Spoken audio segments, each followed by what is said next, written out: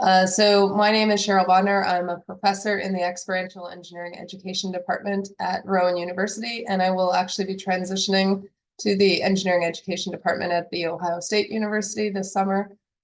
So excited to continue my work on the board as a North America representative. And I just wanted to introduce, we have really great keynote speakers that are here today. I'll let them kind of share a little bit more about themselves. But the way the session is going to run for the keynote practice is we're going to start with Ruth Streveler, who's going to share with us some motivation about why she selected to build a community of practice, as well as an overview of the types of community of practice that she's been involved with. Esther will share the same for her respective community of practice, and then we'll have 10 minutes of moderated Q&A. So as you're listening to their presentations, please feel free to add into the chat any questions you have for them. And then we're going to come back to a little bit more presentation from Ruth and Esther, where they're going to talk about some of the lessons that they've learned through their communities of practice, and then guidelines that they have found that will be beneficial if you decide to build out your own community of practice, followed by some additional Q&A. And then after that, we will be moving into the collaboration session that Omero mentioned at the end. So without further ado, I would like to give the floor to Ruth, if you would like to introduce yourself and then get into the start of your presentation. Sure, I would be happy to do that. And Juan, could you go to the next slide, please? I want to reiterate what Cheryl said about how we plan to use this time. Talking about, there were 4 questions that were presented to us about motivation and kinds of communities of practice, and then also lessons learned and considerations. And I will start out with covering kind of or discussing the first 2 questions and then later the second 2 questions. And Esther will also be doing a similar kind of thing. And in between those 2 questions, we want to have some time for you to be able to discuss and to ask us some things. As a lead up to this, Esther and I had 2 very, very fruitful and long conversations about our different communities of practice. And I think that we will be able to bring all of that background knowledge into this discussion. And if this discussion with you folks today is as fruitful as our questions or our discussions were with each other, I think this will be really useful. So Juan, you can go back to the next slide. So what I'm going to discuss today as the focal point for communities of practice is a formal community of practice that began over 20 years ago in the US, a funded project called Rigorous Research in Engineering Education, Creating Communities of Practice. And at the time, I want to say that I did not realize the charged nature of the word rigorous. It just sounded kind of cool and a nice alliteration. One of the things I've learned as I go back and look at some of the things that we did in, starting in 2004, those are things that I've learned from and would do differently. So I'll point that out a bit. But the development for this proposal began in 2002. This is so long ago that when I was typing these slides, I kept wanting to put like 2022 or just kind of typing 2002 just seemed like it was way too far in the past. But there were 3 workshops held in the summer, 2004, 5, and 6. There were about 50 participants in each workshop. An application process was instituted in 2005. 2004, it was first come, first serve, and it filled up in 2 hours. So we had a waiting list of about 80 people within about a day. So we realized we needed to do something different in 2005, and so we had an application process. And this was located in Golden, Colorado, in the USA. And we were very much conscious of creating the workshop designed to be a community of practice. So I'll mention a couple of elements of that. And I can use the next slide now on. So our main source for this and how we structured the workshop came from a book by Etienne Wenger and colleagues called Cultivating Communities of Practice that was published in 2002. And so this was happening right at the time that we were thinking about the workshop. One of the things you may know is that Etienne Wenger along with Jean Lave, really kind of developed the construct of community of practice.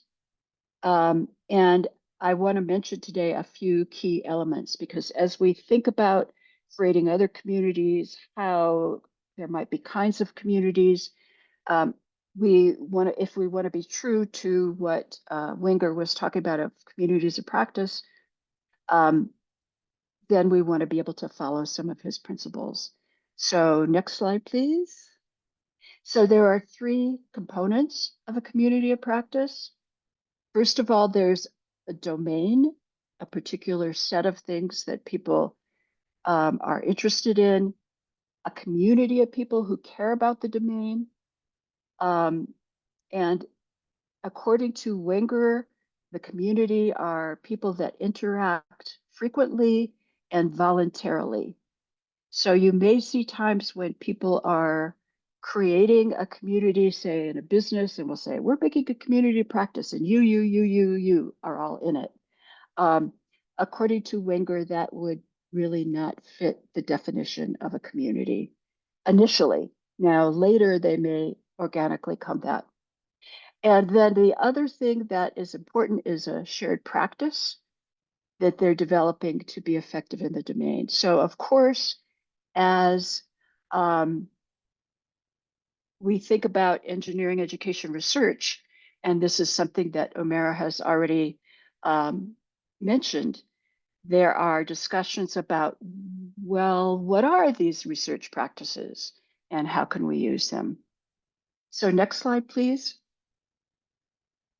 One thing that is actually, I think, important to understand is that the communities of practice have a particular structure where at the very heart of the community is a core group of people that are most active.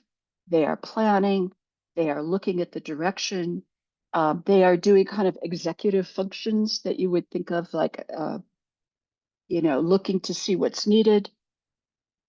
And there, within that core group, there's often a person or two people who are kind of the overall coordinator for the group. Then there is a larger group of active members. These are the people who really regularly show up to things. They're attending the conferences, they're attending the virtual meetings, they're participating. And then an even larger group of people who might be considered affiliated. They jump in when they can, they buzz in and out of being active. And then there is also outsiders looking in, and they are eligible for legitimate peripheral participation. So in other words, outsiders have a space within engagement in the community. And one of the things that you folks were mentioning about is being inclusive and adding people from other groups. What I am, I'm using this diagram now to interpret that to mean that you are really looking for outsiders to bring them in. And again, outsider can have such a negative connotation. In this setting, outsider only means that you're not official part of the community yet, but you can kind of look in and see what's happening. There's an important point about this flow within the communities that we'll bring up at the end of our discussion today. Next slide, Juan. So again, the workshop that I'm going to be talking about, or the community of practice I'm going to be talking about, is called Rigorous Research in Engineering Education, Conducting Research, and Creating a Community of Practice. This was the name of our NSF proposal, and we wanted to have as goals for the project expanding the capacity again of the engineering education researchers, and then to sustain this community by fostering a community of practice. And we were going to have two parts to that: a year-long experience that had a 5-day workshop, which was in person, and then people were also funded individually to conduct a small research project to help them learn how to do the research. Next slide. So the structure, again, it was a 5-day workshop. The first day was what we called a day of paradigm shifts. We're saying, okay, you are engineering education practitioners. You've been focusing on your teaching. You also are a faculty member in engineering who have conducted technical research. What is the bridge between these two kinds of research? There's many, many elements that are similar, and then there are some that are different because now you're working with humans, you're working with the process of learning, you're working in a particular discipline.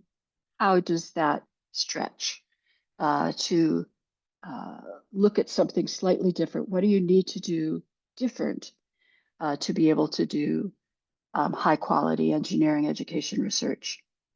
And then the next 4 days were cognitive apprenticeship on research questions, design, and methods. We had 6 presenters there for the 50 participants. These were all people very expert in engineering education research, and they came from different backgrounds.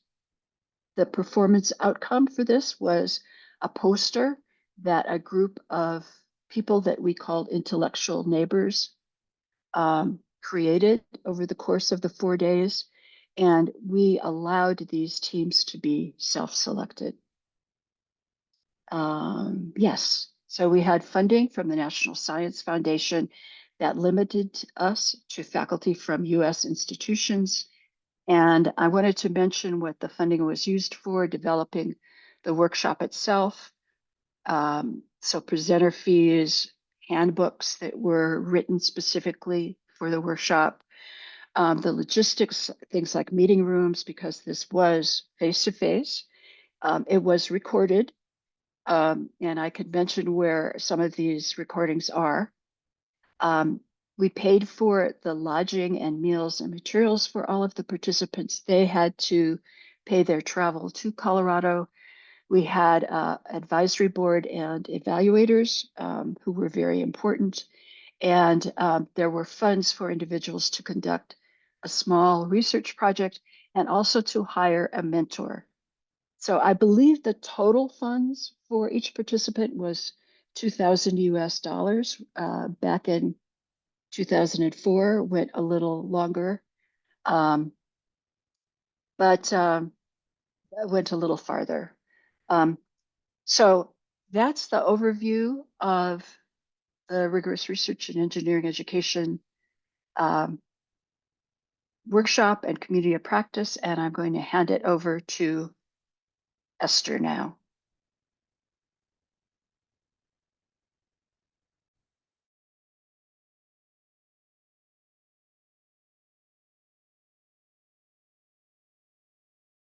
Thank you so much, Ruth. Esther, you're on mute. Thank you. Yeah, thank you so much, Ruth. And yeah, we had great discussions about this, and we thought if we talked about everything, it would take us maybe 3 hours each. So we're trying to limit it into like almost the same things that Ruth was talking about. So mine would be almost around the same thing. And so I'm Esther Matemba. I'm an engineering education researcher trained in Australia, probably helped and developed by the Australian community of engineering education researchers. So I grew in a community, not my own, and then now I'm with the community of practice in Africa. So Engineering Education Research Network Africa was launched in 2020 by Professor Leilani Smith and myself. And we had the discussions as Shannon explained from the EER big meetup. The community of practice is developing from a network that has grown from the 2 members that we were when we started the WhatsApp group. There was 5 members at the beginning. I will explain that a little bit. But the 2 members started the WhatsApp group, and then it grew into 180 members from 25 African countries. So those are African countries represented, but we also have members that are not from Africa. So if I counted the countries, there will be many countries, but the ones that are in here are just African countries that are represented. And the next slide, please. So I'll just kind of go through the same thing. So the motivation, as explained before, I attended the big EER meetup. It was, I think, the first time I met Leilani. It was during COVID, so we had the meeting online anyways. There was no other way to meet. And then we had a tea break, and during the tea break, where there was a group of us that took the tea room that said, I think, Engineering Education in Africa. And there was a big group of us. Not everyone was from Africa, we're from different countries, but people who had interest in engineering education in Africa. I remember we had James Streveler in that meeting as well. So 5 of us continued talking. That included Ida Guerra, Mike Klassen, and Dorothy from Uganda. So we continued talking, Leilani and myself. So there was 5 of us. We continued talking and thinking of what can we do. And then we realized that there was so much isolation within the engineering education scene in Africa. And there were people doing projects. The projects were not, they were not published anywhere, so we couldn't see them. But we knew that there were people working in engineering education. So we wanted to really search for these movers and shakers and connect with them and see what is happening and what we can do together. So there was a big need for connecting. So we came up with a WhatsApp group because everyone was working in a WhatsApp group anyways at that time. And that's how it started growing. So we used Zoom meetings. So we utilized everything that was free. Zoom meetings, because members already had Zoom meetings in their workplaces, so we could use their registration, their accounts to run meetings. And we established Google Drive for where we wanted to save minutes and records and things that we wanted to save. So the group grew organically. There was no funding involved. It was just by the word of mouth, referrals in engineering education events, referrals from our friends in other communities, and so on. So anyone that had a student in the US or anywhere else doing engineering education, and they just know that they're from Africa, they would bring them and we would connect with them. So whoever wanted to be in the group, though not everyone. There was big support as well from the international engineering education research community. So people that we were connected with already, we all connected with our people. So from UCL, REEN was big in that because I became a REEN board member in 2021. So I served in 2024. So during that time, Shannon was in the team, and we were starting. They had these regional groups already established. I think not very well established, but it was during that time. So it was easy for our network to grow as well because we had that support, and we could use people from the network as well. So yeah, so that's how it started. And next slide, please.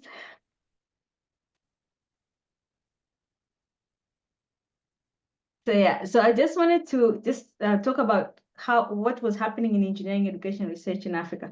20 years maybe later, from almost 20 years from when the US was forming their own community of practice. So during this time, South Africa has engineering education. So since 2020, that time they had already engineering education. There were universities like UCT and others that had programs, PhD programs, and so on. However, the rest of sub-Saharan Africa, and maybe I'm not sure about the rest of Africa, but there was no formal structures on engineering education. So we didn't have graduate programs. We were not even, I don't think we're allowed to study engineering education, even as it is now as a PhD. So some of us came from those contexts. So there was no funding that is located to engineering education, no career pathway. So if you study engineering education, you're not sure where you're going to go afterwards. So this is the situation though. However, also another issue is that engineering education is not a legitimate area of practice or research. So you cannot research in engineering education and get promoted because most of our members are also academics. So they have to think about that. Kind of developing, emerging engineering education. So most places it's not developed. However, there were also like positive things, like there was a Journal of Engineering Education, Southern Journal of Engineering Education starting. There's Soto in the South that was already existing. There are conferences that are engineering education running. So there were places where we could actually disseminate our work at that point. Yeah, so international funding was also existing. There was need for change. So things like that were happening as well. Next slide, please.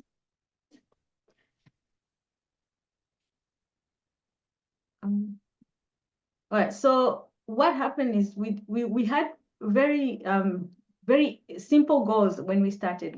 The goal was, okay, our engineering education context is, because it's not well represented, the solutions that we see in engineering education are not related to our context. So we wanted to provide research-based solution to engineering education problems that were applicable to our African context. And we realized that our context was very different as well. And another one was to foster representation of the African perspective of engineering education practice in the international scene through publication, because we could not see our own work in most of the publications that we were reading. Especially I studied engineering education and I wanted to study the African context, so it was very difficult for me to get publications that were related to my work. We also wanted to build relationship. Because already we were building relationship within the small group, so we wanted to build relationship with more people, share information, knowledge, experience, learn together, and then also learn by working with other people. And most of it, I think, was we wanted to support each other in our work, the way we see other people do it. Next slide, please. So when we started, and I think it's continuing, we had monthly meetings where members share their journeys into engineering education. So most of us were only starting in this area. I had just finished my PhD. We had members of the network who were academics just getting into engineering education. And then we had also well-established engineering education researchers like Ruth. I think they're in the meeting, I think. So we had people that were established and people who were not, but it was nice to just hear all the stories about how people started and where they were and so on. And it also motivated other people to get into the network. And then we have workshops that we ran one with REEN, and then we had a workshop about systematic reviews. And then we had other workshops small workshop that people would run about maybe teaching mathematics or things like that, that would bring us together. And then we were collaborating in paper writing and other projects. And one of the papers that we've written is our own about the network, which we got together 16 members and we did the writing. And then we have also worked together on funding. Whether we succeeded or not, we continue to work together. And then at the moment, we're starting something that we call writing circles, so that we can all get together and learn to write in engineering education research. As you know, like those who have shifted from like scientific into the education research, there's the difficulty of how do people write in that area. Next slide. Okay, so I think what we found that's important. So we we reflected on the community of practice. I mean, we had a network. We didn't even know what community of practice was, but we thought we were forming into a community of practice. So we started reflecting on the community of practice structure. So I got myself the book that that Ruth was talking about, and we started reflecting. So we would write questions and share with the 16 people that were authoring the paper.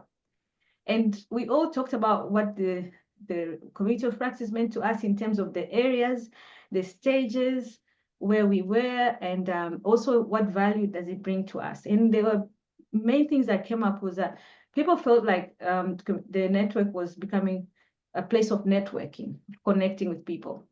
So connection was the big thing. And then also another thing was capacity development. So we were developing our own capacity in engineering education through working with other people or listening to other people.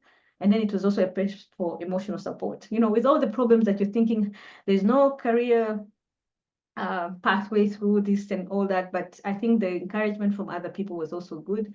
And even the support when we go to conferences, I think if you've seen us, you know that that is what is happening.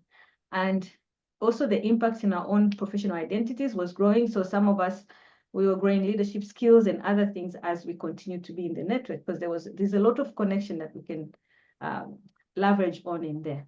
So also the aim for many people is to make the impact in their universities, in their teaching, in just that in their students and so on. So that was also happening because by thinking and listening to other people, they were also doing their own work. And then the other thing is breaking borders. We were breaking borders that were not broken before in many other areas. So we were talking between different countries. We were taking advantage of the time where we were using virtual tools to communicate. So we're talking throughout, you know, to any country. It was easy to just connect. And I think our goals have now really consolidated into these three things for now.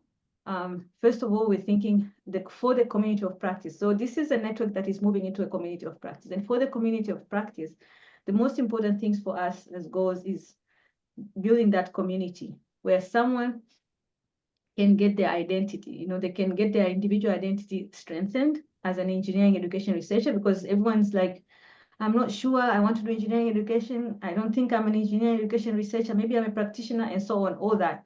So by being in the network, it helps you to get your individual identity strengthened.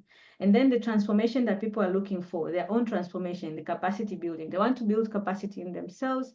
We're learning a lot from the different activities that are happening so that we can change in our classroom. So most of the people come with the idea of wanting to change engineering education, whether it is national-wide or institutional-wise, or even just within their own classroom. So we have those kind of things. But we also have, remember, we have people who are also coming from the industry and all other areas that are also looking into thinking about changing engineering education for the better, you know. So another thing is cooperation.